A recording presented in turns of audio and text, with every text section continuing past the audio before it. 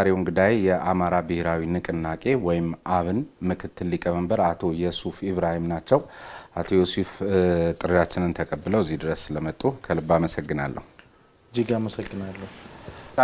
በሽግግር ጊዜ ብቻ የተወከለበት እንዲህ ያለፈ ታሪክ ላይ ተንጠልጥላችሁ ከህወሓት ጀምሮ ማለት ነው ሊሆን ይችላል የአማራን ህዝብ በዚያ ዛሬም እንዴት ስለ ህወሓት ታወራላችሁ? ህወሓት ወርቋል ብላችሁ ዛሬም በምርጫ ትርክትና የምርጫ እንቅስቃሴያችሁ ላይ ዛሬም ስለ ህወሓት ነው የምትናገሩት። ወደፊት ለምን? በጣም ጥሩ። አንደኛ ነገር ያለፈው ችግር ዳፋው እዛው ይቆም አይደለም፣ አሁን የሚቀጥል ነው። ልምጣለ እንጂ እኔም ልናገር እንጂ የቀጠለ ጉዳይ ነው። ሁለተኛ ነገር በዚህ ችግር ምክንያት ውጤቱ አሁን የምንኖረው ነው፣ ላይቭ እየኖር ነው ያለነው ጉዳይ ነው። ሰም ኤሌመንት በታሪካዊ ሰንሰለት የፈጠሩት የኛና የነሱ ፖለቲካ አማራው እንድጠቃ መደላድሉን በመፍጠር ሂደት ያመቻቹት አጠቃላይ ለጥቃት ህዝቡን ያጋለጡበት ፖለቲካ አለ። ይሄ ሌጋሲያቸው ነው። ከዛ ያለፈ ግን በቀን ከቀን ስምሪት ያለውን ነገር ሁሉ እነሱ ናቸው ለማለት ይቸግራል። ምክንያቱም ለመሰለ እነሱ አማራ ጠሉን ትርክት የፈበረኩት ቢሆንም በሂደትና በጊዜ እርዝመት በርካታ ሺህ ጄሌ አንጋቢዎችን ማፍራት ተችሏል። ገብቷል። አሁን እነዛ ውጤቶች ናቸው አሁን በየአካባቢው ህዝቡንም ጥቃት እየሰነዘሩበት ያለው። እስቲ አሁንኛ ስለማየቱ በመገለጫ ወደፊት ስለማየታችን ባለፈው ምርጫ ታስታውሳለህ? ምርጫ በኮሮና በሽታ መተላለፍ አለበት የለበትም ምርጫ ሲባል ሁሉም ጽንፈኛ አካል በተጨማሪ እንደገና የተወሰነው አካል ምንድነው ያለው? ይሄ ማዕከላዊ መንግስት መፍረስ አለበት፣ ማንዴት የለውም፣ የሽግግር መንግስት መፈጠር አለበት የሚል አቋም ነበር የተወሰደው። በዚህ ጎራ እንግዲህ በበጎ ምልከታም የተሳተፉ ይኖራሉ። ህወሓትን ጨምሮ ደግሞ የህወሓት ብሎክ አለ። አላማው ግልጽ ነበር። ያብን አቋም ምን ነበር? ይሄ አሁን ባለንበት ፖለቲካ ውስጥ የህዝባችን ዘላቂ ጥቅም የሀገራችን አንድነትና ሉዓላዊነት ሊጠበቅ የሚችለው ማዕከላዊ መንግስቱን ኢንቴግሪቲ በጠበቀ መልኩ የሽግግር ጊዜ ተፈቅዶ ሁላችንንም አሳታፊ ያደረገ ብሔራዊ ውይይትና ድርድር ተደርጎ ፍትሃዊ አማካይ ላይ መድረስ መቻል ነው የሚል ውሳኔ ማስተላለፉን አትረሳው። ያ ማለት ምን ማለት ነው? በጥሬ ስልጣን ግብግብ በጊዜያዊ ፍላጎትና ቀድሞ በደረሰው ችግር ብሶት ምክንያት ከመታጠር ይልቅ ፎርዋርድ ሉኪንግ። ስለዚህ ገዢው ፓርቲ ያሻግረን ብላችሁ ፈቅዳችኋል ማለት ነው? አልፈቀድንም። ምን ማለት ነው ታዲያ? ገዢው ፓርቲ አይደለም ያሻግረን የፓርላማ እንትና ያልነውኛ ፓርላማ ኮሚሽን ሁሉ እንዲቋቋም እኮ ሰጀስት አድርገናል። ዞሮ ከዚያኛው ጎራ በምን ይለያል? እንዴት ከዚህኛው የሽግግር ካሉት አካላት የሽግግር ማለት ምን ማለት መሰለ? ከዚህም ያለ ኃይል መጥቶ መሀል ላይ ተቀምጦ የሽግግር መንግስት ጊዜያዊ መንግስት ያቋቁሙም ነው። የእናንተስ ምንድን ማለት ነው? ይሄው መንግስት ማለት ያ መንግስት ደግሞ ምን አይነት መንግስት ይሆናል መሰለ? 1983 ተመስርቶ የነበረው አይነት መንግስት። እናንተ ግን ይሄኛው በዚህኛው መንግስት ማዕቀፍ ስር ነው ጥያቄያችሁን ያቀረባችሁት። ጊዜያዊ ነው ይሄ ትራንዚሽን። ዞሮ በአይምሮ በሞራል ተሸንፋችኋል። እሱን ያሻግረን ብላችሁ ፈቅዳችሁ የሰጣችሁት ይበልጠናል እያላችሁት እኮ ነው። ኖ ያሻግረን የሚባል ቃል የለውም። አንደኛ ነገር ሁለተኛ በመንግስት ላይ እኮ ከፍተኛ የሰላ ትችት እኮ አለ። በዛው እኮ በነበረው ጊዜ እኮ ለውጥ እንቅስቃሴ ከነበረበት ጊዜ አንስቶ የኮሮና ወረርሽኝ አካባቢ ላይ ጭቅጭቅ እስከተነሳበት ጊዜም ድረስ እኮ መንግስት በርካታ ስህተቶችን ፈጽሟል እኮ። የሰብአዊ መብትን መጠበቅ እኮ አልቻለም። የዜጎችን ነፃነት ማስከበር እኮ አልቻለም። ይሄ እኮ ትችታችን ላይ ሁሉ አለ። በቀጣይም ደግሞ ስራ መስራት ያለበት መሆኑንም እኮ አስቀምጠናል። ጉዳዩ ምንድነው?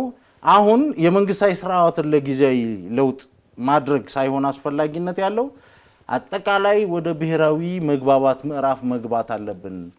ሽግግር መንግስት ደግሞ ለዚህ አስቻይ አይሆንም ነው ይጠረንፍና የተበላሸ መንግስት ያመጣብናል። እኔ አሁን ለነገሩ ወደፊት ማየትን የሚለውኛ ጋር የሚያወላዳ ወደፊት የማየትን ኮንሰፕት ያነሳውበት አንዱ ምክንያት በነገራችን ላይ አሁን በተለይ ባለፉት 3 አመታት ብዙ ነገሮች ሳናውቃቸው ዝም የተባሉና ግን በጣም ችግር እየፈላ መሆኑን የሚያመላክቱ ነገሮች አሉ። ልክ እንደማንኛውም ህዝብ እናንተን በተለይ የሚደግፉ የአማራ ክልል ወጣቶች የስራ አጡ ቁጥር በጣም በከፍተኛ ሁኔታ እየጨመረ ነው።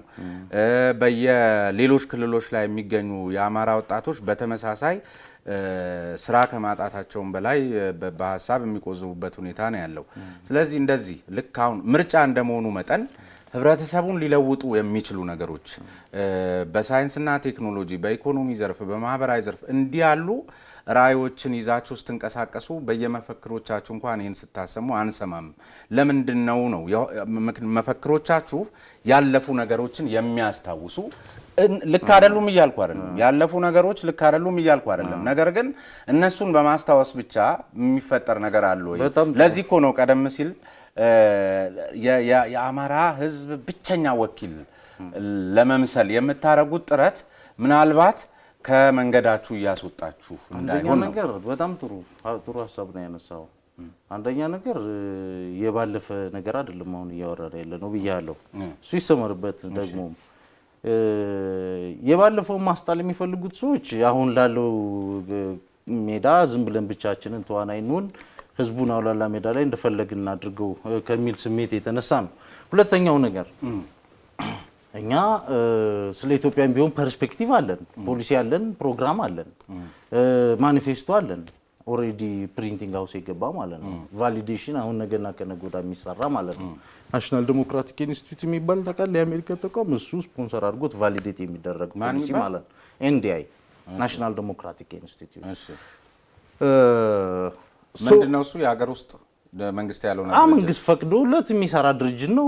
የብልጽግና ፓርቲንም ሰፖርት ያደርጋል ሁሉንም ኢትዮጵያ ውስጥ ማለት ነው።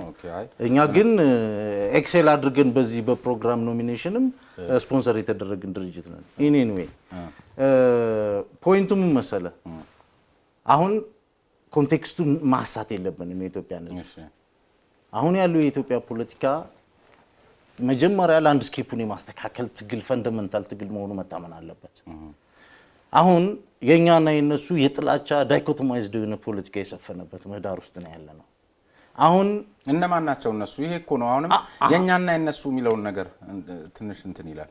የኢትዮጵያን ህገ መንግስት ይኸው ፓራግራፍ 4 መቅድሙ ላይ ምንድነው የሚለው? በህዝቦች መካከል በብሔረሰቦች መካከል የተዛባውን ግንኙነት ለማስተካከል ነው የሚለው።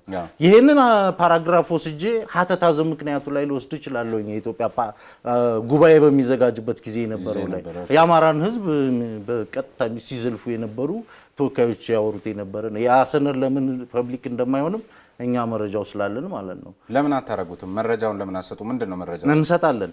ምንድነው? በሱንም እግረ መንገድ እንገረ በቃ የአማራ ህዝብ ኢትዮጵያን ሲበድል ነበር፣ የራሱን ቋንቋና ባህል ሲጭን ነበር። ከዚህ በኋላ ተመልሶ ወደ ስልጣን ወደ ምዕራፍ መምጣት የለበትም ምናምን የሚሉ በርካታ እንትኖች ናቸው። ዝርዝሩ ትልቅ ሰነድ ስለሆነ የጉባኤው ውጤት ነው። መንግስት ይፋ ያላደረገበትን ሁኔታ አልጠቁም ብዬ ነው። ፖይንቱ ግን ምንድነው? የፖሊሲና የፕሮግራም ሩጫ ጉዳይ አይደለም። አሁን የኢትዮጵያ ፖለቲካ እሱ መታመን አለበት። ይሄን ዳውን ፕሌይ ለማድረግ አይደለም። ሬሌቫንሱን ኢምፖርታንት ነው። ህይወት ይቀጥላል። ድርድሩም ውይይቱም ተካሂዶ መሻሻሎች እስኪመጡ ድረስ እኮ ብዙ ነገሮች መንገድ ላይ መሄድ አለባቸው። ለዛም ይሄው አማራጮቻችንን አስቀምጠናል።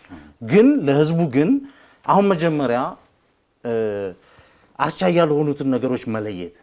ለምንድን ነው የምንገዳደለው? አፍተሮል ለምንድን ነው ይሄ ሀገር አንዱ አንዱን እንደ ጠላት የሚያይበት ምክንያት ምንድን ነው?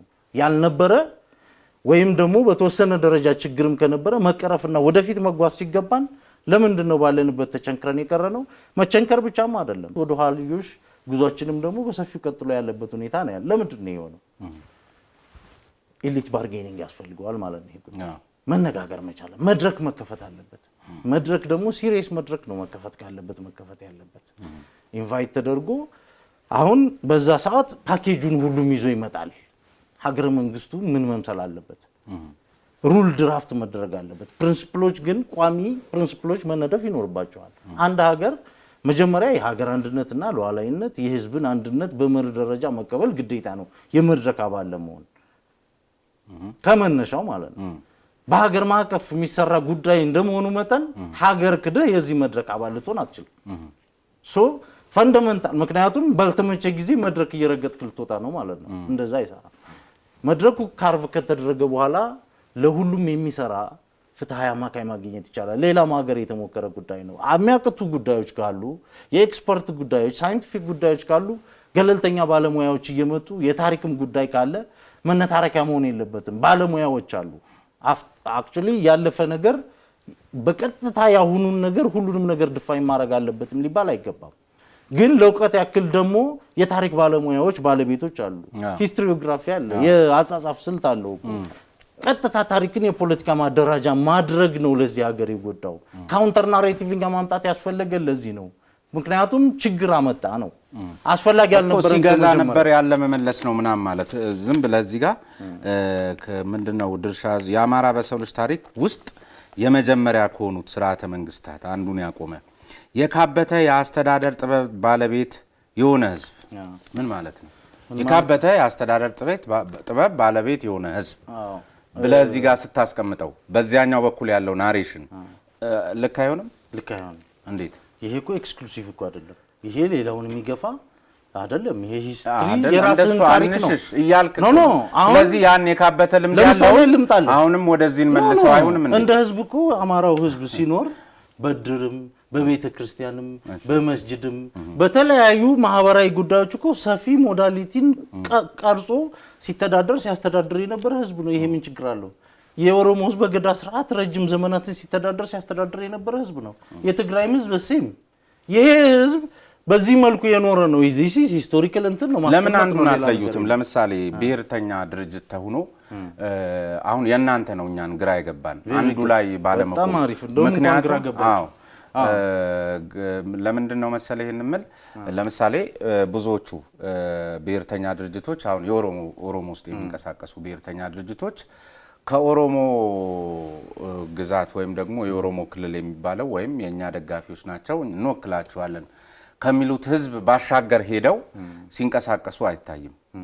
በእናንተ በኩል ደግሞ ለአማራ ወይም ደግሞ የአማራ ብሔራዊ የሚለውን ስም ሰጣችሁ በንቅናቄው አግባብ ይሁን ግን ደግሞ የምትሻገሩት ነገር አለ። አንዳንዴ ብዙ ህዝብ የአማራ ህዝብ ሁሉም ቦታ ይኖራል የሚል ምክንያት ሊኖር ይችላል። ግን በስፋት ማይኖሪቲ በሆነበትም ቦታ ላይ ራሱ ሰፊ እንቅስቃሴ ለማድረግ የሆነ ነገር ገባ ወጣ ብቻ አለና በራሱ አታካሮ ላይ የተመሰረተ አይነት ምናልባት ቀደም ሲል አቶ በረከት ብለውት ነበረ ካልኩ ጋር የዚች ሀገር መቃወስ መነሻ ምንጩ ከዚህ ክልል ነው ሲሉ እናንተን ይሆኑ መጀመሪያ እንደው ይሄን ቃል ከመጣው አይቀር አቶ በረከት የሚባሉ ሰውዬ በዚያው መልእክት አስተላልፉ። እሳቸው ናቸው የእሳቸው ድርጅት ነው የሚል ማአት እዚህ ከተማ ሰው ነገር ታዲያ በረከት ስምዖን የኢትዮጵያ የፖለቲካ መስመር የማደራጃ መርሁ የብሔር ፌዴራሊዝም ሲሆን በ1983 የሽግግር መንግስቱን ጨምሮ የህገ መንግስቱ ስርዓት እና የፌዴራል ስርዓቱ ሲዋቀር በአማራ ህዝብ ላይ ራሱን የማይወክሉ ነገር ግን ሹምባሽ ሆኑ ለሌላ የፖለቲካ አደረጃጀት አሳልፈው ጥቅሙንና ማንነቱን ልጆቹን ያስረከቡ ስብስቦች በአማራ ህዝብ ላይ ተጭነው ነበር። ይሄ ኮሎኒያል አድሚኒስትሬሽን በምንለው ደረጃ ነው ከወሰድከው ማለት ነው። የዛ ዋና ተዋናይ እሳቸው ካልሆነ እሳቸውን ይሄ ሰውዬ በዛ ሰዓት ሁሉ የአማራ ክልል መንግስት ከፍተኛ ባለስልጣን፣ የፌዴራሉ መንግስት ውስጥ ከፍተኛ ባለስልጣን፣ የብአዴን መስራችና የብአዴን አደራጅ ከዛም ብአዴን መንግስት ነበር። የአማራ ክልል መንግስት በፌዴራሉም አንድ ስቴክ ሆልደር ነበር። ስለዚህ በውጤት ደረጃ መጨረሻ አማራ ክልል ላይ ችግር ከመጣ በዚህ ፕሮሰስ ምክንያት ተጠያቂዎች ራሳቸው ናቸው። ይህም ፖለቲካ በዋናነት በሉዓላዊነት ማኔ ሲያደርጉት የነበረው ህዝቡ ሳይሆን እሳቸው ነበሩ። ማንንም ብሌም ሊያደርጉ አይችሉም። አፍተር ኢፌክቱን ኦኬ በኋላ ወጣቱ እንዲኩ ነው እሳቸው በፈጠሩት ምክንያት እሳቸው ናቸው ብአዴን ያው ዋናው ተዋናይ እሳቸው ናቸው የነበሩበት ለማለት ነው። ከዛ ውስጥ ማንንም መናገር ስለማይችል ማለት ነው። በነገራችን ላይ ሊቀመንበር አልነበሩም። ኖ ማስተር ማይንድ እሳቸው ናቸው። እሱ በተለያየ አግባብ የተገለጸ ነው። አንተም ስማቸውን ማንሳት ያስፈለገ ሌላውን ማንሳት ያስፈለገው ኮምፓራቲቭ ሬሌቫንሳቸው ከባድ ስለሆነ ነው። ሪላቲቭ ቦታቸው የብአዴን ማስተር ማይንድ መሆናቸው ስለሚታወቅ ነው። ሌላ ምክንያት እኮ የለውም። እና አቶ በረከት አብንን ሊፈጥሩት አይችሉም። ምክንያቱም እንደዛ ካደረጉ በጣም የሚገርም አይነት ነገር ነው። በረከት ስምዖንን የአማራ ህዝብ ጠላት ነው፣ አሁንም ሌላ ችግር ሊፈጥር ነው፣ ከህወሓት ጋር አብሮ እየሰራ ነው፣ ብዙ ችግር ሊያመጣብን ነው በሚል በዋናነት አማራ ክልል ላይ መቀመጫ አጥተው የነበሩት በወጣቱ ነው። እንግዲህ አሁን እሳቸው በሚፈርጁት ችግሩ ራሳቸው ላይ በግለሰብ ደረጃ ሲመጣ ነው ፖለቲካ ላይ ያደረጉት ጉዳዩ። ስለዚህ እሳቸው አይወክሉትም፣ እሳቸው አይደለም፣ እሳቸው ሊወክሉት አይችሉም፣ ግንኙነትም የለውም። ግን ምን መሰለ የሚጠላ አካል ግን ብዙ ጊዜ አሁን እኛ ላይ ግን ይሄን ታውቃላችሁ መቼም የትም አላመጣሁትም፣ አንተ አላመጣኸውም። እኛ እኮ ፍረጃ የጀመርነው ፕሮግራማችንና መተዳደሪያ ደንባችን ሳይታወቅ ሙሉ ዓለም አዳራሽ ባህር ዳር ማን ነው የሚፈርጃችሁ? ምንድነው ይሄን የምታስፈሩ ናችሁ? ምን እንደመጣ ልንገርህ። እሺ ባህር ዳር ሙሉ ዓለም አዳራሽ ውስጥ እንዳለን ገና ነው እንግዲህ ፕሮግራማችን አይታወቅ፣ ብቻ የአማራ ድርጅት ነው ስሙ ይታወቃል። ይፋ አልሆነም፣ ጉባኤ ነው። የትግራይ ኦንላይን ምን ብሎ አውጥቶ እንደነበር ታውቃለህ? ደርግ በአዳራሽ እየተሰበሰበ ነው ብሎ አውጥቶ በአንዳንድ ጊዜ እኮ ምንድነው መሰለህ ፍረጃው ሀ ብሎ የተጀመረው መድረኩም ያስደነግጣል። ለምሳሌ አሁን እዛ መድረክ ላይ የፓርቲው ሊቀመንበር የነበሩት የወቅቱ ምንም እኮ ነገር ሳይባል ነው የተጻፈው ነው ያልኩት ለነበሩ አካላት የተሰጠ መለኮታዊ ምላሽ ነው በሚል ቃል ነው ራሱ የገለጹት እሳቸው። እና እንዴ ለምን ቢያስደነግጥ ምን ችግር አለ? እንዴት ምንድነው የሚገርም? እንዴት ያስደነግጥ? ህዝቡ for a long period of time ተደራጅቶ አሁን ስለ ፍልስፍና እኮ አይደለም ስለ ፕራግማቲዝም ነው እያወራ ነው። ይሄ ህዝብ እኮ ተፈርጆ ተጠቃ ይሄንን ህዝብ መከላከል ሳይቻል ኖረ። እሱ ራሱ ደግሞ መለኮታዊነት ምን ወሰዳችሁ? እሱ ራሱ ዝሩ የሆነና የተደራጀ ፖለቲካ ስራ ሳይሰራ ብዙ ችግሮች ደረሱበት ህዝቡ። ልጆቹም ተበትነው እንደጨው በየቦታው የማንም ማጣፈጫ ሆኑ እንጂ ለሱ ጠብ የሚያደርግ ፖለቲካ ሳይሰሩ ቀሩ። ፍራጃይል የሆነ የፖለቲካ ስምሪት ውስጥ ነው የከረሙት። በዚህ በኢትዮጵያ ነባራዊ ሁኔታ መሀል መንገድ ላይ ተገናኝተ ድርድሩን ውጤታማ ለማድረግ መጀመሪያ በዚህ መልኩ መቆም ነበረበት። the order of the day እኮ ነው። ለምንድን ነው አማራ ላይ ሲደርስ የፖለቲካ ምክንያቱ የሚያነክሰው? ሊሆን አይችልማ። በዛ መንገድ ቆሞ ይሄንን አይዲያል ራሱ ማግኘት መቻል የዚህ ትውልድ ትሩፋት ነው። እንግዲህ ሰው መለኮታዊ ማለት ምድራዊ ሰማያዊ እሱ የቮካብለሪ ጨዋታ ነው። ምንም ትርጉም ቮካብለሪ ግን ዋጋ የለውም በፖለቲካ ውስጥ በጣም እዚህ ሀገር መለኮታዊ ማለት አሁን እንግዲህ ፖይንቱ አይደለም። ቆይ እንጂ እዚህ ሀገር ላይ አሁን ትልቁ ጸሎት አድርጊ ነው ቢሉን ችግር አለው። መለኮታዊ እንደዛቆ ነው። አቶ ዩሱፍ እዚህ ሀገር ላይ ምልህ ከእውነታው አንውጣ። ብዙ በቃ አሁን ያስቸገሩ ነው ያሉ ጉዳዮች ቢኖሩ አንድም በብሔር ነው አንድም በሃይማኖት አይደለም ነው ምንም ፋክት ነው። ስለዚህ አለኩ በዛኛው በኩል ያለው ወገን መለኮታዊ ምላሽ ነው ስትለው ያ ትርክት ደግሞ አለ። እናንተም የምትሉት የህወሓት ናሬሽን አለ። የአንድ ሃይማኖት የበላይነት የአንድ ባንዲራ የአንድ ቋንቋ የሚል ነገር አለ። መለኮታዊ የሚለው ቃል ምን ያሳያል? ያውም ለአማራ እሱን በኩል ነግረህ እኮ ነው። እሱን አሁን ጽንፈኞች እንግዲህ ጽንፈኛ ማን እንደሆነ እግዚአብሔር ይወቀው ያም ይፈርጃል እንጂ ጽንፈኛ ፖለቲካ ግን እንዳለ እናውቃለን እዚህ ሀገር ላይ ማን ነው ሌላ የኛ ጉዳይ አይደለም። ጽንፈኛ ፖለቲካ በገነገነበት ሀገር ላይ ቮካብለሪ ዋጋ የለውም ወይ? አለው ቮካብለሪ። ቅድምም እኮ ያልኩ ምንድነው መሰለህ መለኮታዊ እኮ ይባላል በመደበኛ ቋንቋ ማለት የሚከብደው ወገን አይኖርም ብለህ ነው የምታስበው? እኔ ለምሳሌ ምን ልል እችላለሁ መሰለህ እኔ ሙስሊም ነኝ። አንተ የሱፍ ነህ ፍልስፍናውን ተምረሃል የእውቀት ደረጃ ምናምን አለ። ኧረ በእንትን ደረጃ ማለት ነው። እኔ አሁን ሌላ ጊዜ ምን እላለሁ መሰለህ እኔ በዚህ ሁሉ አስቸጋሪ ሁኔታ ውስጥ እዚህ ደርሰን አትሊስት